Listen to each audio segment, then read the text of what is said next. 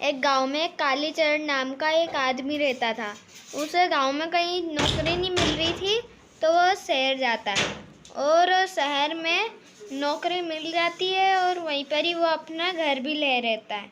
और जब घर पे जाता है तो उसको रास्ते में पेड़ के नीचे एक गायक दिखता है। वह गायक से कहता है कि अब मेरे घर चलो, और गायक आ भी जाता है उसके घर पर।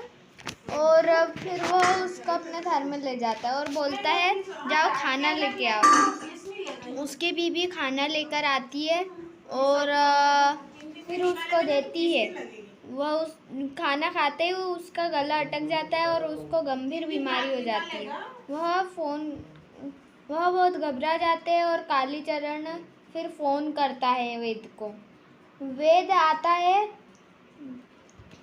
चल के आराम से, धीरे धीरे। उसको मालूम नहीं था कि वहाँ पर उसको गंभीर बीमारी हुई है। वह वेद पूछता है क्या हुआ। कालीचरण उसको सब बताता है। कालीचरण फिर जाकर उसको देखने लगता है। फिर उसको भी मालूम पड़ जाता है कि इसको गंभीर बीमारी हुई है और यह इनको बता देता है। और फिर वह उसको ठीक करने लगता है और वह ठीक होकर खड़ा होकर पूछता है मैं कहाँ पर हूँ। वह बोलता है तुम हमारे घर पर हो। और फिर सब सच्चाई उसके सामने आ जाती है। और फिर कालीचरण उससे पूछता है कि तुम अपने घर चल जाओ। वह बोलता है कि कुछ नहीं, और फिर वो उसको गोद ले लेता है। फिर वह चलकर आते हैं कालीचरण और उसकी वाइफ। और फिर गायक भी उनको बुलाने लगता है क्योंकि उन्होंने उसको गोद ले लिया।